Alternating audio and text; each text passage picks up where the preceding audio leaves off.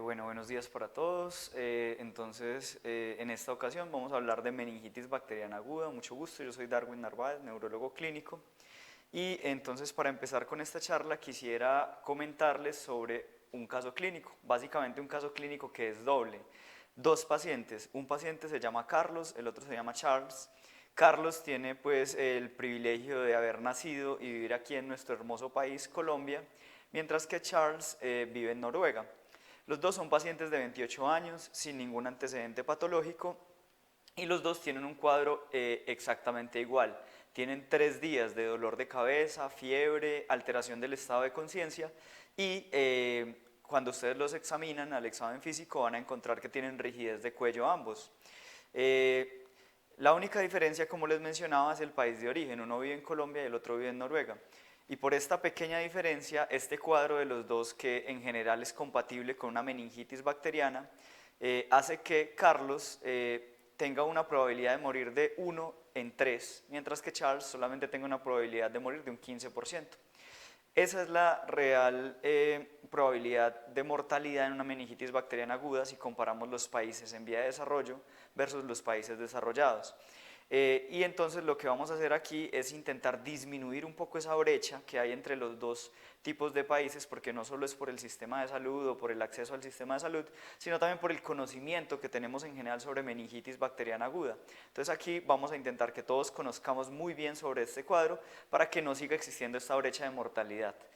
Entonces, para realizar esto, lo vamos a hacer en 4 puntos. Vamos a hablar primero de las generalidades sobre meningitis bacteriana aguda, segundo, cuáles son sus signos y síntomas, tercero, cuál es su diagnóstico y cuarto, cómo se trata la meningitis bacteriana aguda. Empecemos. Entonces, sobre las generalidades de meningitis bacteriana aguda, tenemos que la meningitis por concepto es una inflamación de las meninges, que son ese recubrimiento que tenemos alrededor del sistema nervioso central. Ya saben que se trata de la dura madre, pia madre y aracnoides. Y puede ser la inflamación también del espacio subaracnoideo y puede ser o no la inflamación también de la corteza cerebral. Si involucra también el parénquima cerebral, o sea, la corteza cerebral, hablamos de una meningoencefalitis y esto se va a dar por una infección bacteriana. La meningitis bacteriana aguda es una de las urgencias realmente neurológicas. Hay muy pocas urgencias en neurología, básicamente las podemos contar con las manos en 3, el ataque cerebrovascular, el estatus epiléptico y la meningitis bacteriana aguda. ¿Y cuál es básicamente la urgencia o por qué es realmente una urgencia la meningitis bacteriana aguda? Porque se ha demostrado que si nosotros damos un tratamiento antibiótico rápidamente, de manera rápida, el paciente va a mejorar tanto en mortalidad como en morbilidad o secuelas neurológicas. Es decir, si nos demoramos en poner el tratamiento antibiótico, nuestros pacientes se mueren más y quedan con más secuelas. Por eso es realmente una urgencia. Vamos entonces a hablar de qué agentes producen la meningitis bacteriana aguda. Tenemos aquí básicamente los 4 agentes que más frecuentemente nos van a dar meningitis bacteriana aguda. El primero de ellos es el Streptococcus pneumoniae, que de cariño le decimos neumococo. El segundo es la Neisseria meningitidis, que de cariño le decimos meningococo. El tercero es el Haemophilus influenza y el cuarto es la Listeria monocytogenes. El Streptococcus pneumoniae es un coco gram positivo, como lo vemos acá. Es realmente la bacteria que más frecuentemente da meningitis bacteriana aguda y es una de las que más mortalidad tiene. Por otro lado, la Neisseria meningitidis es un diplococo gram negativo, la Haemophilus influenza es un cocobacilo gram negativo, que da más o menos en el 7% de los casos de meningitis, y el último de ellos es la Listeria monocytogenes, que es como la bacteria diferente de todas. ¿Por qué es la diferente? Primero, porque es una bacteria pequeña, es una bacteria intracelular, que es un bacilo gram positivo.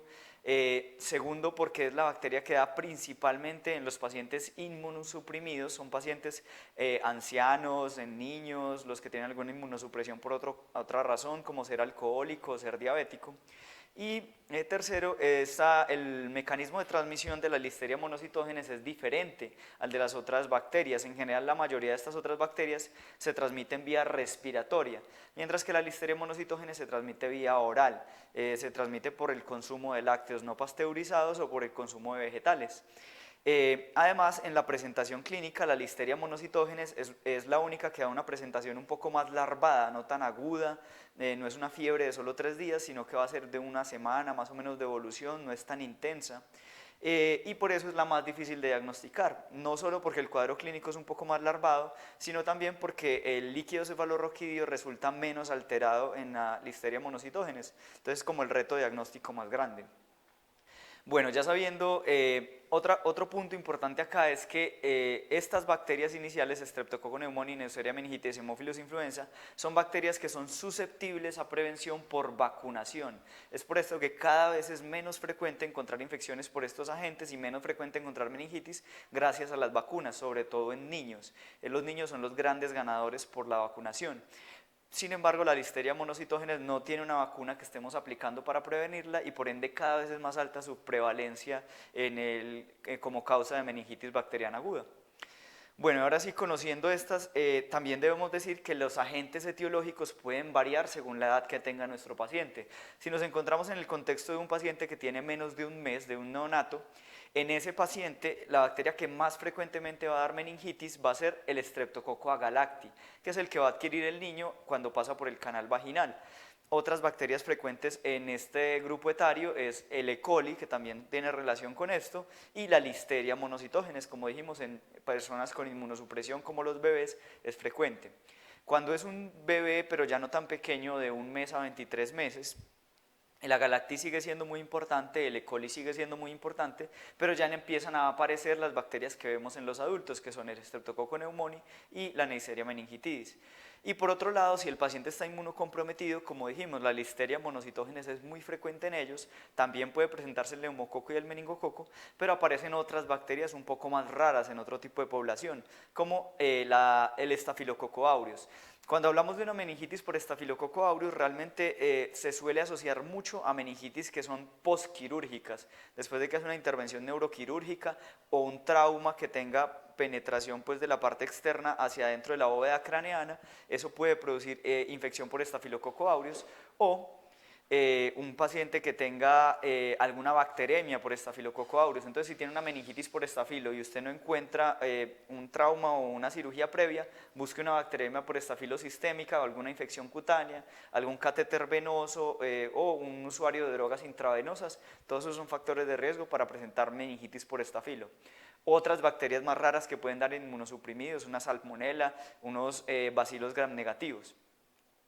Bueno, y teniendo en cuenta que estos son los agentes de la meningitis bacteriana y sabiendo qué es la meningitis bacteriana, ahora vamos a ver cuáles son los síntomas de esta meningitis bacteriana aguda. Entonces, en los adultos, digamos que los síntomas más frecuentes de meningitis bacteriana aguda y los que típicamente vamos a encontrar es que el paciente tenga dolor de cabeza, fiebre, alteración del estado de conciencia o signos meningios. Esos son los 4 signos típicos de la meningitis bacteriana aguda. Vemos que la más frecuente es el dolor de cabeza en un 80%, pero los otros se presentan muy frecuentemente, en un 70%. Y que haya mínimo 2 de estos síntomas se presenta en el 95% de los casos de meningitis bacteriana aguda, es decir, la gran mayoría de los pacientes van a tener al menos 2 de estos síntomas cardinales. Como dato importante, en los niños muy pequeños, o sea, menores a 1 año y medio, no vamos a encontrar fácilmente signos meningios o rigidez de cuello. Y como dato llamativo, a esa misma edad es a la edad en la que se pierde la respuesta extensora fisiológica, o sea, el Babinski fisiológico que traen los niños. Entonces podemos decir que los niños al 1 año y medio de vida se empiezan a comportar como adultos al examen físico neurológico, porque ya tienen signos meningios y porque ya no tienen Babinski fisiológico. Otros síntomas menos frecuentes, pero también importantes, son por ejemplo las convulsiones. La meningitis bacteriana aguda puede dar convulsiones en el 17% de los casos. Y también puede dar focalización neurológica. ¿Qué es focalización neurológica? Que tengamos debilidad de un brazo, de una pierna. ¿Y eso por qué se va a dar en la meningitis bacteriana aguda? Porque la meningitis no solo afecta el parénquima cerebral, sino que también puede afectar los vasos sanguíneos. Y al afectar los vasos sanguíneos los inflama, puede que uno se obstruya y dé un infarto cerebral, por ejemplo. O por otro lado, puede que la meningitis acumule bacterias y pus en una localización, cree un absceso bacteriano y ese absceso comprima el parénquima cerebral y eso da también focalización neurológica. En los pacientes que son mayores, en los que tienen más de 65 años, digamos que el cuadro puede variar un poco. van a tener estos pacientes más frecuentemente alteración de conciencia y menos frecuentemente fiebre y dolor de cabeza. Y en estos pacientes los signos meningios son un poco menos específicos. Incluso se ha visto que en 1 de cada 3 personas de esta edad pueden tener rigidez de cuello sin tener ninguna infección bacteriana. Y por otro lado, 1 de cada 4 pacientes que tienen meningitis a esta edad pueden no tener pueden tener rigidez de cuello y 3 de cada 4 no tenerla. Eso quiere decir que realmente es poco específico realmente el cuadro en un paciente anciano y con ellos tenemos que tener un umbral diagnóstico un poco más bajo para sospechar esta infección. Otra cosa importante es que en los ancianos, como dijimos, da más frecuentemente infección por la bacteria rara, la Listeria monocytogenes. Y esa bacteria clínicamente y desde el punto de vista patológico suele ser una bacteria que infecta más el tallo cerebral, es decir, va a dar una romboencefalitis. En lugar del resto de bacterias que afectan todo el parénquima cerebral, esta afecta más el tallo cerebral.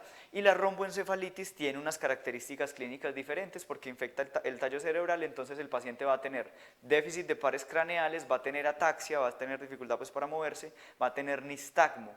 Eso clásicamente es de la romboencefalitis por Listeria monocytogenes. Y en general los pacientes ancianos tienen mayor mortalidad, se nos mueren más, ¿listo? Esos son los síntomas de la meningitis bacteriana aguda. Ahora vamos a hablar de qué signos puede dar la meningitis bacteriana aguda. Entonces, respecto a los signos, hay 2 signos clásicos que siempre han sido descritos en meningitis bacteriana aguda, que son el signo de Kernik y el signo de Brudzinski. El signo de Kernik se da cuando el paciente está acostado y usted entonces le va a doblar la cadera hacia arriba y en ese momento él va a tener la rodilla flexionada. Usted entonces intenta estirarle la rodilla y al intentar estirar esta rodilla, el paciente antes de estirarla completamente va a tener dolor, se va a quejar de dolor e incluso puede impedirle estirarla completamente por el dolor. Por otro lado, el signo de Brudzinski se trata de que el paciente está acostado, usted le va a intentar flexionar el cuello y cuando usted le intenta flexionar el cuello, el paciente va a contraer las rodillas hacia arriba. Todo esto para evitar que se estiren esas raíces nerviosas que están inflamadas y no le produzca dolor. Ese es el signo de Brudzinski. Si ustedes como yo tienen problemas para memorizar cuál es Kernik y cuál es Brudzinski, les voy a dejar una pequeña clave que a mí me sirvió para saber cuál era cuál, y es que si ustedes tienen un paciente acostado y le van a hacer el signo de Kernik, mire que él está acostado y va de repente a estirar una pierna, va a quedar básicamente con esta pierna estirada y se va a parecer ¿a qué? A una K acostada, nada más le faltaría pues esta patica, pero queda como una K acostada.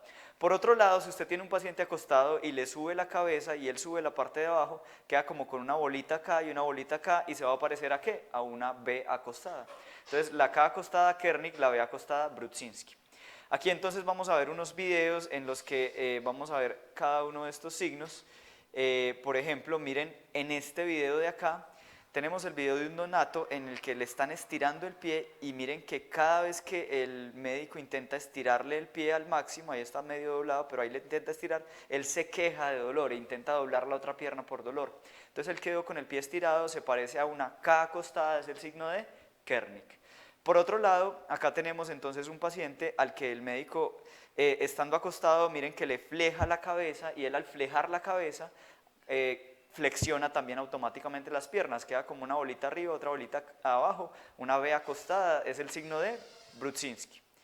Sin embargo, signo de Kernik y Brudzinski, por muy clásicos que sean y muy descritos que hayan estado hasta ahora, realmente la sensibilidad es extremadamente baja. Miren, la sensibilidad del signo de Kernik es apenas de un 5% y la de Brudzinski es igual de baja y la especificidad puede ser tan alta como un 95%. ¿Eso qué quiere decir? Que el signo de Kernik y Brudzinski son como la tarjeta éxito. Si la tienes, lo tienes. Es decir, si tienes estos signos, definitivamente tienes meningitis, pero el hecho de no tenerlos no te va a descartar la meningitis bacteriana aguda. Entonces, al tener unos signos tan poco sensibles, necesitamos otros signos que sean un poco más sensibles, que nos ayuden a sospechar esa infección, y en ese caso, entonces vamos a tener lo que llamamos la clásica rigidez de cuello, que es que el paciente está acostado, usted le intenta doblar el cuello hacia arriba, y el paciente no se va a dejar o va a tener un cuello muy rígido y va a subir como en bloque, porque le duele flexionar el cuello. La rigidez de cuello ya tiene una sensibilidad de un 30%, la especificidad es un poco más baja. Entonces vemos que es un poco más sensible la rigidez de cuello, pero a pesar de eso no es tan sensible. Entonces vamos al signo estrella, el signo que más nos va a importar aquí, que más sensible es para meningitis bacteriana aguda, que es un signo descrito recientemente que se llama el signo del baloteo cefálico, o sacudida cefálica o signo de Jolt. En el signo de Jolt o baloteo cefálico, ustedes van a tener el paciente acostado, le van a pedir que por favor cierre los ojos, lo van a tomar de la cabeza hacia los lados y le van a empezar a sacudir la cabeza para los lados a una frecuencia más o menos de 2 a 3 sacudidas por segundo. Y en ese momento, cuando ustedes le sacudan la cabeza para los lados, el paciente les va a decir si le aumenta o no le aumenta el dolor de cabeza. Si le aumenta el dolor de cabeza, si le produce más dolor de cabeza, es un signo de baloteo cefálico positivo. Y esto tiene una sensibilidad muy alta para meningitis bacteriana aguda, una sensibilidad del 97%. Entonces vemos el signo más sensible de todos. No es muy específico, casi muchos dolores se pueden aumentar cuando uno le gira la cabeza al paciente, pero sí es muy sensible para meningitis bacteriana aguda, entonces es muy importante que lo busquemos. Bueno, y ya teniendo cuáles son los signos y síntomas de la meningitis, vamos a ver cómo hacemos el diagnóstico de meningitis bacteriana aguda. Entonces, cuando pensamos en diagnóstico de meningitis bacteriana aguda, inmediatamente vamos a pensar en hacer un examen que se llama punción lumbar, examinar el líquido cefalorraquídeo de ese paciente, sacar ese líquido y ver si tenemos ahí signos de infección. Sin embargo, siempre debemos tener en cuenta primero cuáles son las contraindicaciones para no hacer una punción lumbar. Primera contraindicación, tener unas plaquetas bajas, ¿cuánto? Menos de 50.000, alguna literatura dice que 20.000. Sin embargo, esto no quiere decir que cuando le llegue a usted un paciente con sospecha de meningitis, usted tenga que hacerle un hemograma y esperar a que salga el hemograma con las plaquetas para ver si lo punciona. No, lo que quiere decir es que si usted de entrada sabe que su paciente puede tener trombocitopenia por alguna razón, o de entrada tiene un paciente que ya tenía una medición de plaquetas previas y las plaquetas son menores de 50.000, pues tiene contraindicación para la meningitis. Pero si es un paciente que usted no tiene ninguna razón para sospechar que tenga las plaquetas bajas y llega con clínica de meningitis bacteriana aguda, usted le puede hacer la punción lumbar inmediatamente sin esperar un resultado de plaquetas. Por otro lado, la infección en el sitio de la punción se hace en la parte lumbar en el E3, L4 más o menos. Si ahí hay un signo de infección cutáneo, pues usted no le puede hacer una punción a través de esa infección, porque si no tenía meningitis, usted lo va a infectar al pasar una aguja y generar que esos patógenos entren al sistema intratecal. Y finalmente, la contraindicación, que es como la más temida por todo el mundo en una punción lumbar, es que haya una herniación cerebral. ¿Eso qué es? Que cuando el paciente tiene la presión intracraneal muy alta y usted llega y súbitamente con una aguja pasa el espacio intratecal y le baja esa presión súbitamente, el cerebro se baje y entonces las amígdalas cerebelosas compriman el tallo cerebral y el paciente tenga daño de tallo cerebral y puede morirse o puede quedar con secuelas por esa herniación cerebral. Eso realmente es muy raro, es una complicación supremamente rara en meningitis bacteriana aguda y por esta complicación, entonces, en general se recomendaba antes realizar una tomografía de cráneo antes de la punción lumbar. Pero entonces, ¿esto qué implica? Miren lo que implica. Usted, en general, cuando tiene una meningitis bacteriana aguda, la idea es ponerle antibiótico rápidamente. Sin embargo, lo ideal, y quiero hacer énfasis en ideal, no necesario, pero sí ideal, es hacerle la punción lumbar antes de que le ponga el antibiótico. ¿Para qué? Para que usted logre sacar ese líquido cefalorraquídeo aún con bacterias y pueda aislar y saber qué bacteria es la que va a tratar. Pero, entonces, si hablamos de que hay que hacer una tomografía de cráneo antes de hacer la punción lumbar, entonces estamos hablando de que antes del antibiótico tiene que hacer la punción y antes de la punción tiene que hacer una tomografía. Es decir, esto le va a retrasar el inicio antibiótico. Entonces, teniendo en cuenta esto, las guías de la ITSA tenían unas recomendaciones sobre a qué pacientes le vamos a hacer una tomografía antes de la punción lumbar y tenían todas estas indicaciones, que alteración del estado mental, que focalización neurológica, que haya convulsionado, que tenga inmunosupresión, que tenga papiledema. Pero entonces aparecieron unas nuevas guías más recientes que hicieron ¿qué? Quitar todo este montón de criterios y básicamente solo dejaron 2 criterios para hacer una tomografía antes de una punción lumbar. ¿Cuáles son? Que tenga Primero, que tenga claros signos de una herniación cerebral. ¿Y cuáles son esos claros signos? Literal, que se esté herniando el paciente, es decir, una alteración de conciencia muy profunda con una escala de coma de Glasgow de menos de 6, que el paciente tenga unas pupilas midriáticas no reactivas, que esté en posición de opistótonos, que esté básicamente respirando con un patrón alterado, que ya esté hipertenso y bradicárdico. Si tiene estos signos de herniación clara, a ese paciente hágale tomografía antes de la punción lumbar. Y si no tiene estos signos, que tenga focalización neurológica, ese es el segundo criterio, focalización neurológica. Si no tiene signos de herniación cerebral ni focalización neurológica, no necesita tomografía antes de la punción lumbar. ¿Y qué se encontró? Se hizo un estudio utilizando estos criterios de la guía sueca y comparándolos con la guía ITSA y se encontró, como era esperable, que uno, hicieron menos tomografías y al hacer menos tomografías hicieron punción lumbar mucho más rápido y al hacer punción mucho más rápido iniciaron el tratamiento antibiótico mucho más rápido. Y entonces con esto disminuyeron no solo secuelas neurológicas, sino que disminuyeron mortalidad. Es decir, por esto que lo que se recomienda en general en este momento es que solo le hagamos tomografía de cráneo previo a la punción lumbar a estos dos casos, clínica clara de herniación cerebral o focalización neurológica. De resto, cualquier otro paciente, en la gran mayoría de los casos, no va a necesitar una tomografía antes de la punción. Bueno, digamos que ustedes ya hicieron la punción lumbar y sacaron el líquido cefalorraquídeo. ¿Qué van a esperar encontrar en un líquido cefalorraquídeo en un paciente con meningitis bacteriana aguda? Lo primero es que la presión va a estar un poco alta intracraneal. Vamos a encontrar una presión de apertura de 20 a 50, en promedio de 31. Lo segundo, el líquido va a salir un poco turbio, se puede ver verdoso o puede verse como blanquecino, como en agua de arroz. Sin embargo, podría salir también normal y esto no les descarta que tenga una meningitis bacteriana aguda. Los leucocitos van a estar aumentados. ¿En qué nivel? De 1000 a 3000. Si ustedes encuentran unos leucocitos de menos de 100, duden del diagnóstico de meningitis bacteriana aguda. Por otro lado, los leucocitos van a ser en la mayoría neutrófilos en un 85%. También vamos a encontrar el valor de proteínas alto, más de 100, y el valor de glucosa va a estar bajo, en general menos de 40, o si ustedes realizan la relación entre la glucosa sanguínea y la glucosa del líquido cefalorraquídeo, va a estar menor teóricamente a 2/3 de la glucosa sanguínea, la del líquido cefalorraquídeo. En alguna bibliografía dicen que menor al 40%. ¿Esto por qué es? Porque las bacterias y el sistema inmunológico dentro del líquido cefalorraquídeo consumen glucosa, entonces se va a bajar la glucosa en el líquido cefalorraquídeo. Sin embargo, esto puede tener falsos positivos en los pacientes, por ejemplo, que tengan una crisis hiperglicémica o en los que les hayamos puesto dextrosa, porque falsamente les subimos mucho la glicemia sistémica y parece que está bajita la del líquido, pero no es cierto. Todo esto lo vamos a ver en el citoquímico del líquido cefalorraquídeo, pero ¿qué otros exámenes hay que hacer en el líquido? Primero hay que hacer claramente un gram y un directo de ese líquido cefalorraquídeo para ver directamente las bacterias. ¿Qué sensibilidad va a tener este directo? Una sensibilidad de más o menos de un 75%. Es una buena sensibilidad, sin embargo esto varía mucho según la cantidad de bacterias que tengamos en el líquido cefalorraquídeo.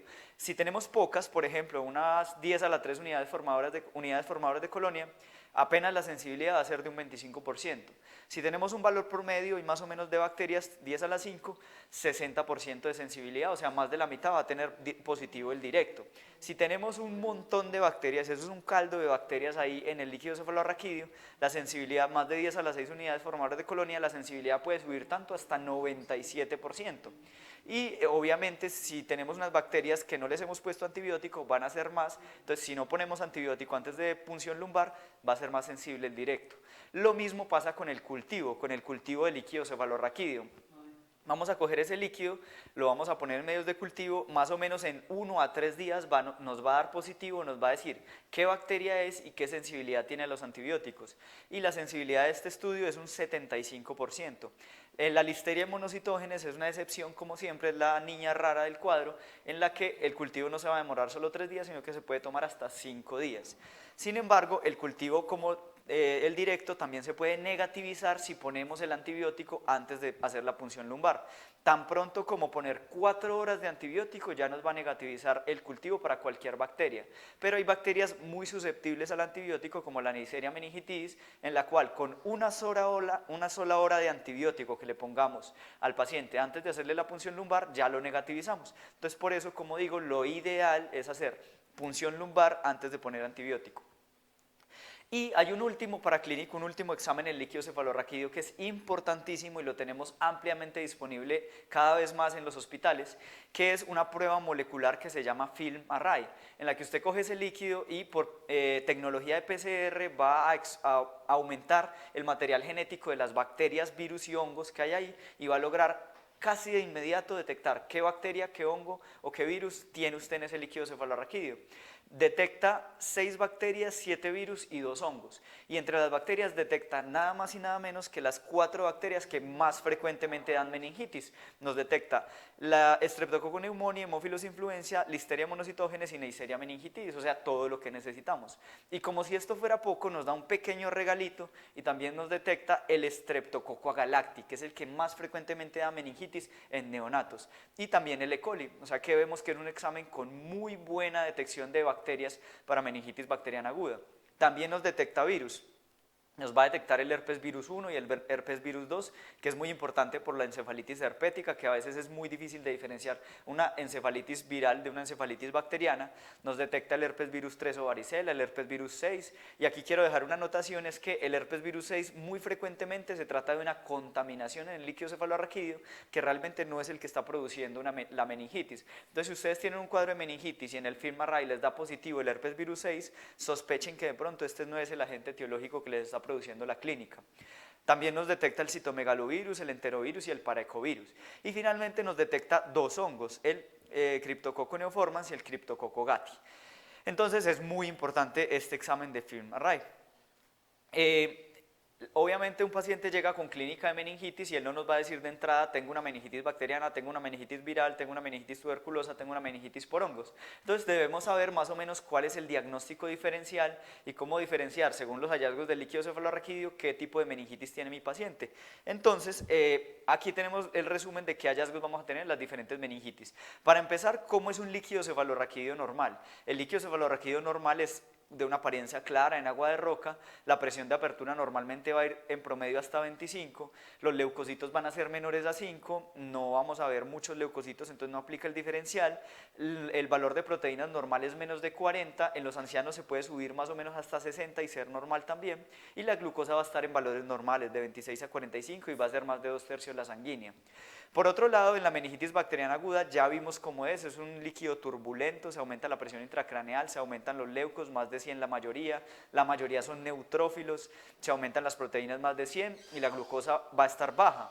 Pero si es una meningitis viral, el líquido va a salir claro como si fuera normal, pero la presión de apertura también va a salir casi normal, pero vamos a tener aumentados los leucocitos. Sin embargo, no es un aumento tan grande, no van a ser mayores a 1000, el predominio no van a ser neutrófilos, sino que van a ser linfocitos, y las proteínas van a estar levemente aumentadas de 50 a 100, y la glucosa puede estar normal o puede estar un poquito baja, pero no mucho. Todas estas dos, la meningitis bacteriana y la meningitis viral, son cuadros agudos de meningitis. Sin embargo, si ustedes tienen un caso más como subagudo de una semana, 2 semanas, hay que ir pensando en causas de meningitis subaguda crónica, como son la tuberculosis y los hongos. Entonces, en la meningitis tuberculosa, por ejemplo, el líquido puede salir entre claro a turbio, la presión va a estar aumentada, la presión intracraneal, los leucos también van a estar aumentados, van a ser menos de 500 y van a ser de predominio linfocítico, o sea que se nos parece bastante a la meningitis viral. Pero ¿qué diferencias tenemos? Que las proteínas en la meningitis tuberculosa sí van a estar muy aumentadas y que la glucosa va a estar muy baja, porque la tuberculosis también consume glucosa, a diferencia de lo que encontramos en la meningitis viral. Entonces así más o menos nos vamos a orientar a qué agente etiológico por el citoquímico tenemos en la meningitis. ¿Qué otras ayudas diagnósticas vamos a necesitar además de la meningitis? Lo primero, muy importante que no nos vayan a faltar, los hemocultivos. Y con los hemocultivos aquí sí no tenemos excusa. La punción lumbar puede a veces ser un examen difícil de hacer, que no podamos hacer, pero tomar una muestra de sangre siempre lo podemos hacer de manera inmediata. Entonces, antes de empezar el antibiótico, inmediatamente llega un paciente con meningitis bacteriana aguda, se toman hemocultivos. Y esto es muy importante porque los hemocultivos pueden ser positivos hasta en un 70% de los casos. Y ahí nos van a decir qué bacteria tiene y qué sensibilidad tiene, porque frecuentemente los pacientes con meningitis bacteriana aguda tienen una bacteremia sistémica. Se van a hacer también exámenes de infección sistémica grave, hemograma, PCR, para clínicos básicos, función renal, hepática, se le debe hacer electrolitos porque un paciente con meningitis puede tener un síndrome de secreción inadecuada de hormona antidiurética, y se le debe hacer al paciente una neuroimagen. Pero no siempre, la neuroimagen no es un examen indispensable para el diagnóstico de meningitis bacteriana aguda. Como vimos, antes de intentar hacer la punción y antes de poner el antibiótico, realmente en muy pocos casos vamos a necesitar hacer una tomografía de cráneo. Entonces, la idea es que cuando vayamos a hacer una neuroimagen tenemos que tener nuestro paciente ya estabilizado y ya debe estar con el antibiótico. El paciente ya tenemos una sospecha diagnóstica, le empezamos el antibiótico inmediatamente y ya después de un tiempo pensamos si necesita o no la neuroimagen. La neuroimagen idealmente debe ser contrastada e idealmente debe ser una resonancia, mejor que una tomografía. ¿Qué criterios debemos usar para saber que este paciente sí necesita una neuroimagen definitivamente? Primero, un paciente que ya le hayamos puesto antibiótico y lleve 2 días con el antibiótico y no esté mejorando, ese paciente necesita una neuroimagen y además también necesita una punción lumbar de control. Segundo, que hayamos aislado un germen infrecuente como un estafilococo aureus, un gram negativo. Tercero, que el paciente, a pesar de que tenga tratamiento antibiótico, en el transcurso de los días le siga saliendo positivo el cultivo, necesita también una neuroimagen. Cuarto, que tenga papiledema o que tenga focalización neurológica, también necesita una neuroimagen. O quinto, que el paciente esté inmunosuprimido. Y cuando le hacemos la neuroimagen, entonces, ¿qué hallazgos vamos a tener en esa tomografía o resonancia? Pues lo primero es que vamos a tener lo más clásico, el realce meningio. Las meninges van a estar inflamadas. En la meningitis bacteriana aguda vamos a tener una leptomeningitis. Acordémonos que paquimeninge, hablamos de la dura madre, y leptomeninge, hablamos de la aracnoides y de la pía madre. En la meningitis bacteriana se inflaman la aracnoides y la pía madre, y por eso vamos a ver leptomeningitis, o sea, una inflamación que va a involucrarse un poco más con los surcos, en vez de ser periférica como la paquimeningitis. Además del realce meningio, podemos encontrar empiema o cúmulo de líquido cefalorraquídeo pues, subdural, podemos encontrar abscesos, como vemos en esta imagen de resonancia en la difusión, en donde va a estar muy hiperintenso, muy brillante a la difusión el absceso. Podemos encontrar hiperintensidades del parénquima cerebral como tal, si hablamos ya de encefalitis, por ejemplo en la encefalitis herpética en el lóbulo temporal medial. Podemos encontrar vasculitis. ¿Y cómo encontramos la vasculitis? En la secuencia de TOF, en la resonancia, vamos a ver que los vasos no están así derechos como son normalmente, sino que van a empezar a estar arrosariados, y puede que encontremos también que algún vaso se colapsó completamente y produjo un infarto cerebral. Entonces podemos ver el infarto cerebral en la resonancia en la meningitis. Podemos encontrar trombosis de senos venosos en la venorresonancia, o podemos encontrar hidrocefalia, que ese paciente se le está aumentando mucho la presión del líquido cefalorraquídeo, se le están abalonando esos ventrículos y puede que necesite, por ejemplo, una derivación ventricular. Todo eso lo vamos a ver en la neuroimagen. Bueno, y listo. Ya con esto entonces ya sabemos cómo es la meningitis, qué clínica da, cómo llegamos al diagnóstico. Vamos a la última parte, la más importante de todas, el tratamiento. Y aquí quiero dejar este gran mensaje, que es el mensaje más importante de toda la charla, y es que la meningitis bacteriana aguda es una urgencia para iniciar tratamiento antibiótico. Se debe iniciar tratamiento antibiótico temprano, en menos de 1 hora después de que usted sospecha una meningitis bacteriana aguda, debe empezar el tratamiento antibiótico. Entonces ustedes me dirán, como bueno, pero usted me dijo que tengo que hacer la punción lumbar antes de empezar el tratamiento antibiótico. Eso es cierto, o sea, eso es lo ideal. Digamos que si usted siente que está en el contexto adecuado y usted es capaz de hacer la punción lumbar, hágale a ese paciente la punción lumbar y luego de terminar la punción lumbar, tomar la muestra, empiece el antibiótico inmediatamente. Una punción lumbar no se demora más de 20 minutos. Sin embargo, si usted se encuentra en un contexto en el que usted considera usted no puede hacer la punción lumbar, está en un pueblo, usted nunca ha hecho una, no sabe hacerla, eso no es lo ideal, pero si usted no puede hacer la punción lumbar, no tiene que esperar a que alguien más la haga o remitirlo para hacerla o hacer una tomografía, nada. Si usted siente que no se puede hacer la punción lumbar, empiece el tratamiento antibiótico de manera empírica, solo con la sospecha de meningitis bacteriana aguda, solo con la clínica. Definitivamente el hemocultivo sí puede tomarlo en cualquier parte, entonces tómele la muestra de hemocultivo y empiece inmediatamente el tratamiento antibiótico. ¿Qué tratamiento antibiótico le vamos a empezar? Cada uno de estos antibióticos que vamos a mencionar aquí sirven para cubrir cada una de esas bacterias que dijimos que eran las más frecuentes que dan meningitis bacteriana. Entonces lo primero que vamos a poner es ceftriaxona. Se le va a poner ceftriaxona 2 gramos intravenosos cada 12 horas. ¿Y esa qué nos va a cubrir? Pues el Streptococcus pneumoniae, el Haemophilus influenza y la Neisseria meningitidis, o sea, nos cubre casi todo. Pero entonces si la ceftriaxona nos cubre casi todo, ¿por qué tenemos que poner otros antibióticos? Tenemos que ponerle añadido a la ceftriaxona vancomicina a una dosis de 15 miligramos por kilo cada 8 horas. ¿Por qué? Porque la ceftriaxona cubre el Streptococcus pneumoniae, pero hay un alto porcentaje, que cada vez es más alto, de Streptococcus pneumoniae que es resistente a la ceftriaxona. En Colombia, en un estudio reciente, se mostró que más o menos el 11% de nuestros neumococos son resistentes a la ceftriaxona, y para ese porcentaje resistente es que ponemos la vancomicina. Entonces ustedes dirán, pues si la vancomicina sirve para el resistente, ¿por qué no ponemos solo vancomicina y no ceftriaxona? ¿Por qué? Porque la vancomicina no tiene una buena penetración al sistema nervioso central. Entonces la vancomicina nos sirve para tratar ese pequeño porcentaje resistente, pero solita no es suficiente para tratar a todo el Streptococcus pneumoniae. Entonces en una meningitis siempre tenemos que poner los dos juntos, si es de manera empírica de entrada, ceftriaxona más vancomicina. Ahora, además de eso, si tenemos el contexto de un paciente en el que sospechemos que pueda tener una infección por listeria, ¿y por qué sospechamos que puede tener una infección por listeria? Porque tiene factores de riesgo de inmunosupresión, como por ejemplo, ser mayor de 65 años, inmunosupresión por alguna enfermedad sistémica, ser alcohólico, ser diabético. Si usted tiene la mínima sospecha de que ese paciente sea un poco inmunosuprimido y que pueda tener listeria, es mejor que lo cubra de entrada para listeria monocitógenes. ¿Y con qué se cubre la listeria monocitógenes? Con ampicilina. Se pone ampicilina, 2 gramos intravenosos cada 4 horas.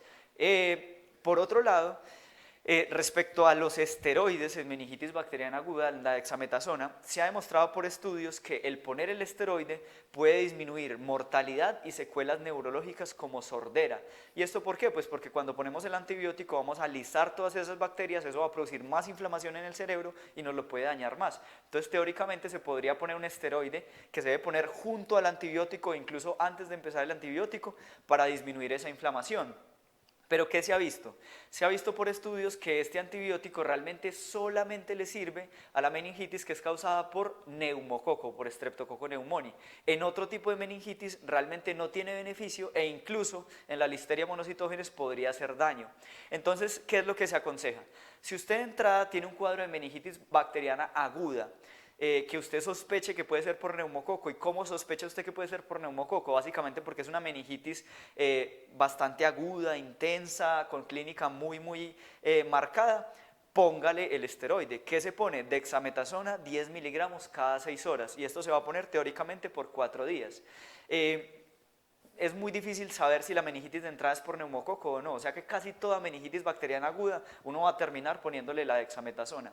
Sin embargo, si en el transcurso de los días ya a usted le sale el cultivo positivo, le sale el FIMBRAE positivo y el cultivo le dice, hey, es un neumococo, usted continúa con la dexametasona a los 4 días. Pero si el cultivo le dice, no, no es un neumococo, es una listeria, es una influenza, es una meningitis, entonces, si sale alguna cosa diferente al neumococo, usted suspende la dexametasona antes de esos 4 días, ¿listo? Y por último, esto es un punto que ya no tiene que ver con meningitis bacteriana aguda, pero que es un punto muy importante y que realmente es muy frecuente en la práctica, es que en la práctica clínica es difícil diferenciar una meningitis bacteriana aguda de una encefalitis viral o de una meningitis viral. ¿Y cuál es la meningitis viral que más nos asusta? La meningitis herpética o encefalitis herpética, porque es muy mortal y da muchas secuelas. Entonces, como el cuadro es tan parecido y es tan difícil saber si nuestro paciente de entrada su encefalitis es por herpes o por bacterias, a casi todos los pacientes en el contexto de una meningitis aguda lo vamos a cubrir también para virus, para el herpes. ¿Y qué le vamos a cubrir? Lo vamos a cubrir con aciclovir a una dosis de 10 miligramos por kilo cada 8 horas. Es decir, que si usted tiene un paciente con clínica de meningitis aguda y lo quiere cubrir para todo, básicamente le va a tener que poner ceftriaxona 2 gramos cada 12 horas, vancomicina más o menos 1000 miligramos cada 8 horas, ampicilina 2 gramos cada 4 horas, dexametasona 10 miligramos cada 6 horas y aciclovir unos 700 miligramos cada 8 horas intravenoso. Y con esto lo tiene cubierto para casi todas las causas de meningitis. Ahora, entonces después usted ya va a tener con el paso del tiempo aislamiento, ya sea de su hemocultivo, de su cultivo de líquido cefalorraquídeo, o le va a salir positivo el FIMBRAE y ya va a saber cuál es el germen específico que lo causa. Entonces, si le sale un neumococo, le puede dejar ya solamente la ceftriaxona, o si el cultivo le dice que es de los resistentes a ceftriaxona, pues entonces le va a dejar ceftriaxona más vancomicina. Si le sale un Haemophilus influenza, también le puede dejar ceftriaxona. Si el cultivo le dice que es sensible a ampicilina, le deja solo ampicilina. Si le sale un meningococo, le deja también ceftriaxona. Si el cultivo le dice que es sensible a ampicilina o penicilina, le puede dejar estos. Y si le sale una listeria, lo deja con ampicilina. ¿Por cuánto tiempo lo vamos a dejar con este tratamiento antibiótico? En general, las bacterias que más rápido responden al antibiótico son la meningitis y el Haemophilus influenza. Entonces a estas dos la vamos a dejar solo con 7 días de antibiótico. Si el paciente le aísla a usted un neumococo, a ese lo deja con 10 a 14 días. Y la que más días de tratamiento antibiótico requiere es la listeria, más de 21 días. O si usted tiene un absceso cerebral, también necesita dejarlo más de 21 días. Si usted no logró aislar nada, si usted básicamente trató una meningitis, el paciente se va mejorando, pero no sabe cuál germen fue, déjeselo por 14 días en general es la recomendación. Bueno, y una última perla que les doy, profilaxis en meningitis. Esto es una duda que tenemos frecuentemente como médicos de, yo atendí a un paciente con meningitis, ¿será que o un familiar mío tuvo meningitis o un amigo tuvo meningitis, yo lo vi? ¿Será que tengo que tomar profilaxis para que no me dé meningitis a mí?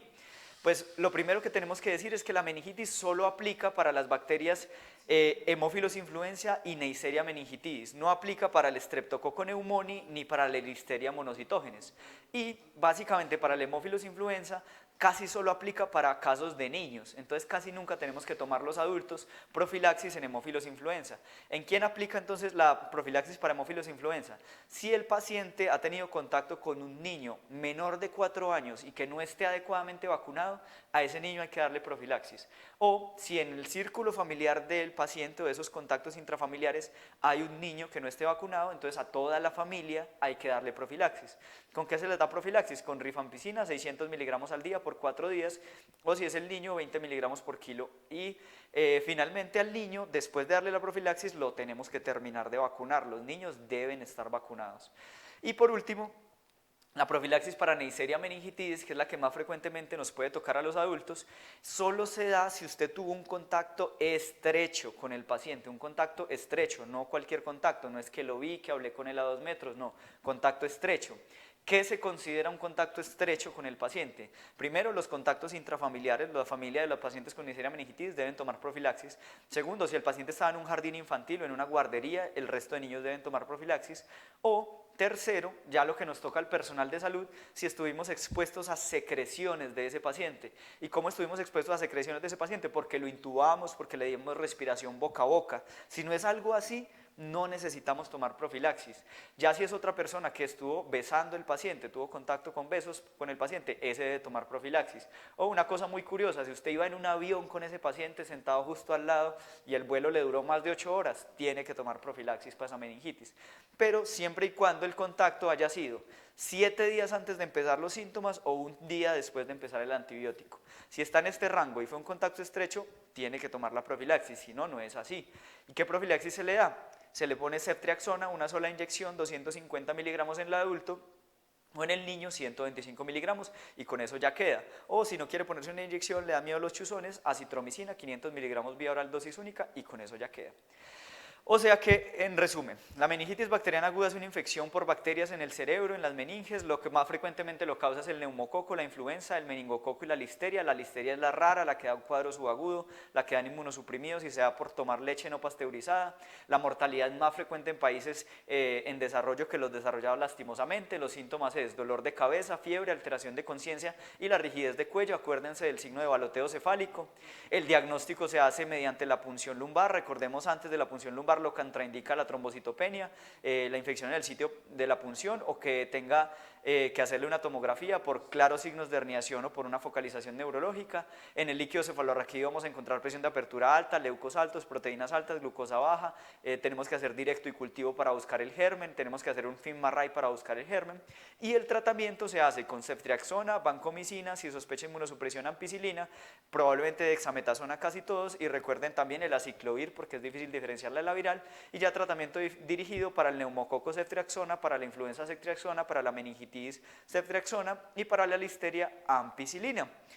Y eso ha sido todo, muchísimas gracias por llegar hasta acá, espero que con esto nuestros pacientes colombianos tengan mucho mejor pronóstico y yo sé que esto es algo un poco paradójico porque esto va a salir en YouTube, pero si de pronto quedan con alguna duda o quieren un resumen un poco más concreto y un poco más estructurado, pueden buscar en YouTube meningitis bacteriana aguda, todo claro, les va a salir este video, está buenísimo, les recomiendo que lo vean. Muchísimas gracias por llegar hasta acá.